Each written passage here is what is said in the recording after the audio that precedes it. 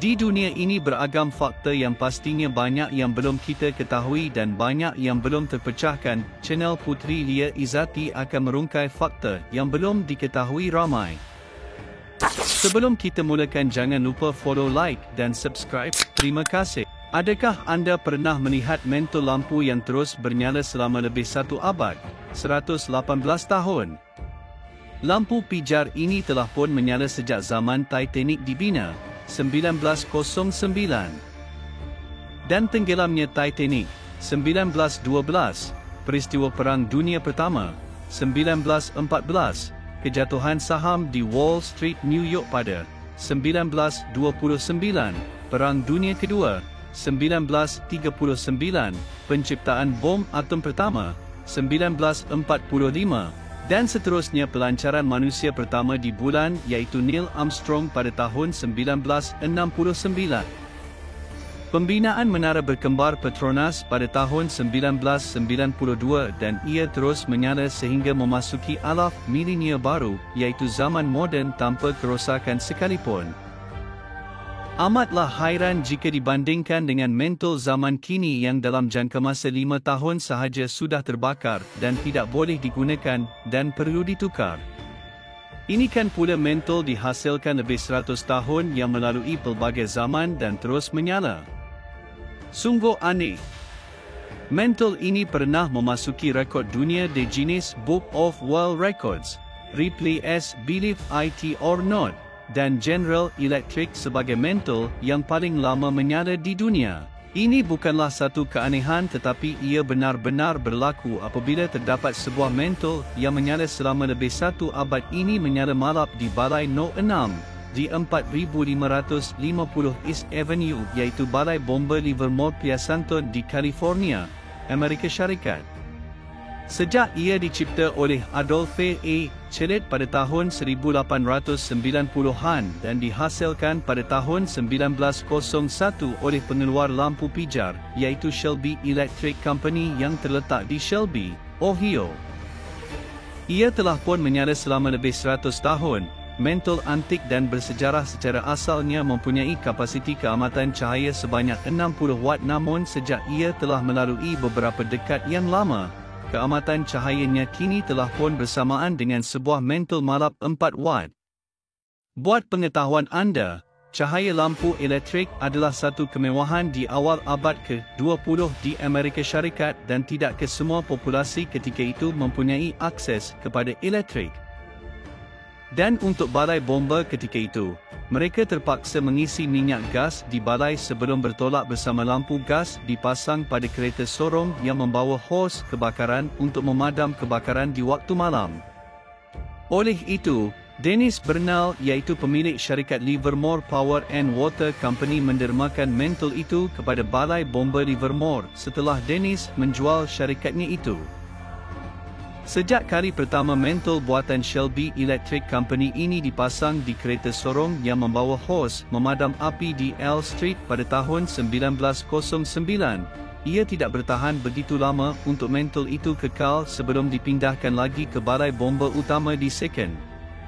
Menjelang tahun 1903, mentol tersebut dipindahkan ke stesen 1 di First dan Macleod. Pada tahun 1937, terdapat proses mengubah suai yang berlaku di balai bomba berkenaan apabila mentol itu terpaksa dipadamkan selama seminggu.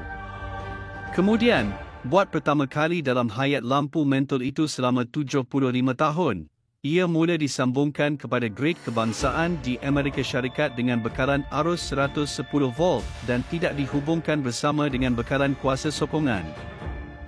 Sejak 8 Jun 2001, mentol ini menyambut ulang tahunnya yang ke-100 tahun. Malahan mentol ini diletakkan di bawah pengawasan kamera untuk disiarkan secara langsung melalui internet, melalui pemerhatian kamera pengawasan webcam. Meskipun dengan pemasangan sistem kuasa sokongan tambahan untuk mengelakkan mentol itu dari terpadam sewaktu ketiadaan elektrik, satu keadaan tidak diingini berlaku pada petang 20 Mei tahun 2013. Mentol itu kelihatan telah terbakar. Gambaran siaran yang diperoleh dari webcam ketika hari itu menyebabkan orang yang menjaganya gusar. Namun, menjelang pagi hari seterusnya, seorang juru elektrik dipanggil untuk menilai keadaan semasa yang terjadi pada mentol bersejarah itu. Setelah pemeriksaan dilakukan, punca mentol itu terpadam adalah akibat dari sumber bekalan kuasa yang mengalami litar pintas dan rosak, dan bukannya mentol itu yang rosak terbakar. Setelah sistem bekalan kuasa mentol itu dibaik pulih, mentol itu mula menyala kepada kematan cahayanya yang asal pada tahun 1901 sebelum bertukar malap. Ia berkemungkinan untuk menyelamatkan tungsten dari rosak. Mentol ini dijaga oleh pihak bomba di Balai Bomba Livermore Priasantun sejak bergenerasi. Syarikat Shelby Electric Company yang menghasilkan lampu pijar unik ini telah pun dijual kepada General Electric, GE. Syarikat itu merupakan syarikat terkemuka di Amerika Syarikat selain syarikat Edison and Swan Electric Light Company ketika itu pada awal abad ke-20 di dalam teknologi penghasilan lampu pijar. Mentol dihasilkan oleh syarikat itu direka untuk bertahan lama dan pernah digelar Best Lamp on Earth, dan sememangnya begitu berkualiti tinggi sehingga menyebabkan syarikat itu sendiri terkubur, dan karbon yang digunakan untuk menghasilkan tungsten lampu pijar tersebut mempunyai kekerasan hampir menyamai kekerasan sebutir berlian. Semenjak jangka hayat luar biasa lampu pijar melebihi 20 tahun itu mula disedari oleh syarikat pengeluar mentol lampu sedunia ketika itu, terdapat satu gerakan telah mula wujud. Phoebos Cartel merupakan satu gerakan yang dilakukan oleh kesatuan dan syarikat pengeluar mentol sedunia sekitar tahun 1924. Ia merupakan satu usaha untuk memendekkan jangka hayat mentol secara dramatik. Melalui usaha dan penyelidikan saintis mereka mampu menghasilkan mentol yang akan rosak dalam satu masa yang ditetapkan dan mustahil untuk dibaik pulih. Ini memastikan bisnes sentiasa terus berjalan. Ini juga dinamakan sebagai planet obsolescence. Taktik ini digunakan untuk memastikan apa jenis barang-barang yang digunakan mempunyai jangka hayat tertentu, sebelum dibuang akibat pengguna memikirkannya ketinggalan zaman, maupun rosak dan terpaksa membeli baru semula benda yang sama.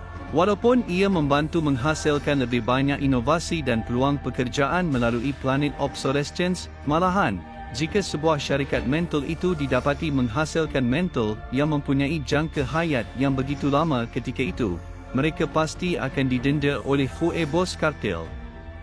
Kelihatan sukar dipercayai namun ia benar-benar telah terjadi. Sekian, terima kasih. Jangan lupa follow, like dan subscribe untuk dapat info-info menarik daripada channel ini.